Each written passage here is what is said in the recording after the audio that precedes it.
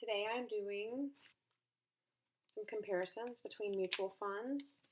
There's going to be two domestic, two international, and two sector funds. I'm going to start with the domestic, one of each of what I don't like and do like. On domestic, the one I do not like is the Fidelity Independence Fund. It has a turnover ratio of 56%, kind of high in my opinion. An expense ratio of 0.48. That's high compared to the one I do like that I will talk about in just a second. Let's see, management has been in here since 2016. That's only 2 years. Makes me a little uncomfortable. Net asset value is 37.25, which is low compared to the one I do like. And then if we look at performance of this fund, it has been, except for this past year, it's been underperforming the S&P 500, and the return versus the risk of this fund, the return is low to average, whereas the risk is average to high. You never want to invest in a fund where the return is not the same as the risk or higher. If we go to fees and distribution, we see that there is a $0 minimum. All of the funds that I chose all have a $0 minimum investment. If we look at the composition of this fund, the market sector that's holding the most weight is going to be information technology. Information technology is a very evolving field. It's always improving and changing. I would think that might be able to explain the high turnover ratio. If we look at the domestic fund that I do like, the turnover ratio is only at 4% compared to the 56% of the first one that I did not like. The expense ratio is at a 0.015% compared to the 0.48% of the first one. And their management has been in since 2003. That's a solid 15 years versus 2 years on the first one. That makes me very comfortable. And the net asset value is $93 compared to the $37.25 on the first domestic fund. The performance of this fund is pretty much neck and neck with the S&P 500, which is pretty good. And then if we look at risk and return, the return is at a high level versus the risk is only at an average level. That makes me very happy if I were to be an investor in this fund. Of course, like I said, the minimum investment is $0. And this composition of this fund, the market sector holding the most weight is also information technology, but the turnover ratio is low compared to the first one, and the performance is better, so management must be doing something right.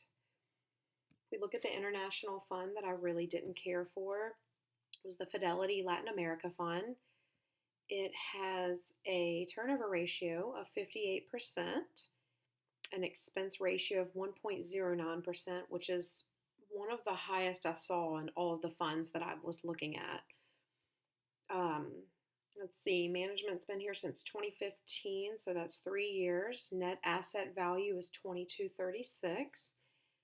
And if we look at performance, this fund has actually been continuously underperforming its counterpart, which is the Emerging Markets Latin America Index. So in comparison to similar indexes, it has not been performing well at all. And the return of this fund is very low compared to the almost average risk of the fund. That makes me uncomfortable as an investor if I'm not getting a return that's equal to the risk that I'm taking in the fund. The composition of this fund is mainly financials for the market sector. It's holding the most weight. I don't know if I talked about fee and distribution, but once again, there's a $0 minimum. And then if we look at the international fund that I do like, it's the Fidelity International Index Fund institutional class. It's got a turnover ratio of a rate of 4% versus 58% on the other one I was just looking at. An expense ratio of 0.045% compared to the 1.09 on the Latin America fund I was just looking at. 1.09 versus this, that's a huge difference. And net asset value is 38.49 versus 22.36 on the Latin America fund. Management on this fund has been in since 2003. That is also a solid 15 years versus 3 years on the Latin America fund, which makes me a lot more comfortable. And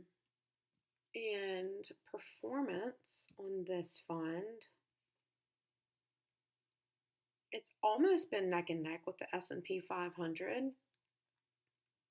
And I'm sorry, not the S&P 500, the Europe, Australasia, and Far East Index. So if you're looking at something in the similar class, it's doing pretty well. And I do like that the return is synonymous with the risk of the fund. That makes me comfortable as an investor. Once again, the minimum investment is $0, and the composition is also financials is holding the most weight for the major market sectors that it's invested in. If we look at the sector fund that I really do not like, it is the Fidelity Select Natural Gas portfolio. The net asset value is $22.19. Turnover ratio is 105%, which is pretty high. And expense ratio is 0.89%. They've had management since 2017. That's only 1 year ago. That makes me very uncomfortable. If we look at the performance, except for this past year, it's been performing worse than the natural gas linked index and much worse than the S&P 500. So that's not good at all if you're looking from the perspective of the investors. And the risk of this fund is high compared to the return that you're getting for taking that risk. I don't like that. And fees and distribution, $0 minimum again. And composition, the highest sub-industry that holds the most weight, is the oil and gas exploration and production. Oil and gas exploration could have volatility, so that could cause some volatility in the performance of the fund. That I don't like that about it. Let's see. The sector fund that I really do like is the Select IT Services portfolio by Fidelity. It has a net asset value of $60.22 versus $22.19 on the natural gas fund. Turnover ratio is only 20% compared to 105% on the natural gas. And the expense ratio is 0.77% compared to the 0.89%. Let's see, their management's been in since 2015, so that's 3 years versus 1 year on the natural gas. And then if we look at their performance, it has outperformed this Information Technology Services Index forever. Well, maybe not in the 3 years, but for the most part, I do like its performance compared to its counterparts. And the risk and return, it has very low risk with average return. That makes me very happy and comfortable as an investor. It has a $0 minimum investment, and it is composed mainly of data processing and outsourced services for its sub-industry. Data processing and outsourced services pretty much deals with big data, and we are living in an age of big data. So this fund could be doing well for some time.